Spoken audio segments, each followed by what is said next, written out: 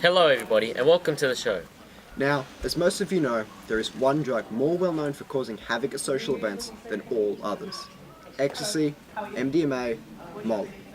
Whatever you call it, we all know that ecstasy use among young adults is a vital issue for the Australian public, especially those who fall within that young adult age range that is so drastically affected.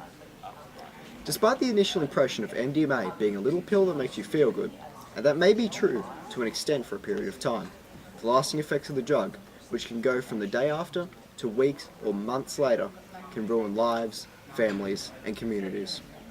In this episode, we'll be looking at the facts and effects of this drug from both the perspectives of experts in the field and those who have personally been affected by drug use. First, we'll have Spencer give some information on the issue.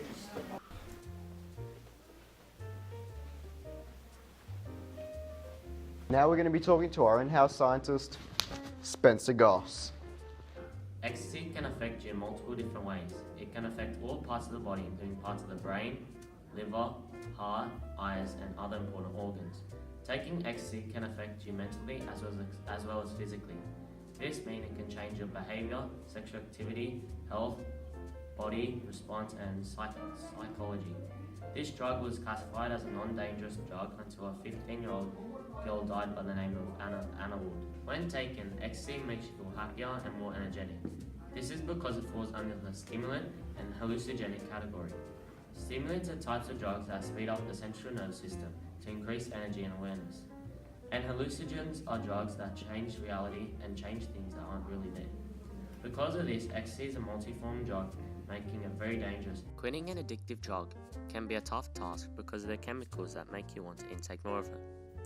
Ecstasy can cause negative side effects to the body, including anxiety, cravings, depression, irritability, and much more. From quitting, you may suffer from digestive failures, fatigue, insomnia, loss of appetite, confusion, suicidal thoughts, weakness, and much more.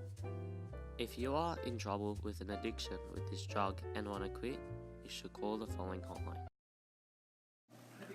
Molly, also known as ecstasy, is a growing issue in today's society that is taking the lives of many young people or leaving them damaged and broken. It is usually taken illegally by many people at large gatherings, such as rave parties, where it's given out in small, coloured tablets, almost like little sweets. Young people are especially vulnerable prey due to the major influence of peer pressure and poor drug education. Typically, when taken, the user experiences the sensation that everything is beautiful, with not a care in the world. But the next day is an entirely different story, with teeth clenching and headaches, with a great deal of nausea and vomiting. In extreme cases, the user experiences hallucinations, and, sometimes, death through the lack of salts in the body. Over the last decade, scientists have discovered a great deal more about this drug, and how it can affect you. Now, for the first interview of the show, our host Jack will be interviewing an ex-drug addict, 22-year-old Julia. Hello, Julia. I understand that you were previously a heavy user of MDMA and that has had a very drastic impact on your life experiences and general health. I'd just like to begin this interview by asking you how exactly you began taking MDMA. Well, before taking ecstasy, I was going to a university trying to get my doctor's degree. My first ecstasy pill was at a party with my friends. They told me it would make everything feel better. So how did that first experience impact you? How did it change your state of mind and how did it make you feel? Well, at first it was amazing at first. I remember how the air tasted and how beautiful everyone looked. Every little movement or thought that I had made me feel extremely happy. Sure, I puked a few times, but I felt incredible. I found myself the next morning in the toilet, mostly puking. So how did that develop into a full addiction? What spurred on that change of life?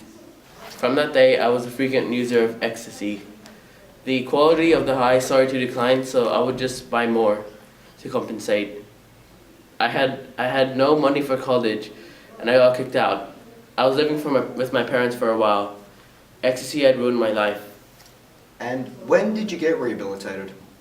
My parents came up to me one day and said that they signed me up to a drug rehabilitation course. I was against it at first, but they threatened to call the police if I didn't go. The course taught me how to control my temptations and helped me get off ecstasy. What an inspirational story. Now, how do you feel now? Sometimes I get an urge, a voice in my head that says one more pill won't hurt, but with the help of my family and friends, have helped me to control those urges and stop my addiction. Thank you, Julia, for being on the show, and good luck to you in the future. You too, Jack. On behalf of the entire crew, I'd like to say thanks for watching, and I very much hope that we have both informed you of the adverse effects of MDMA and kept you entertained. Thanks.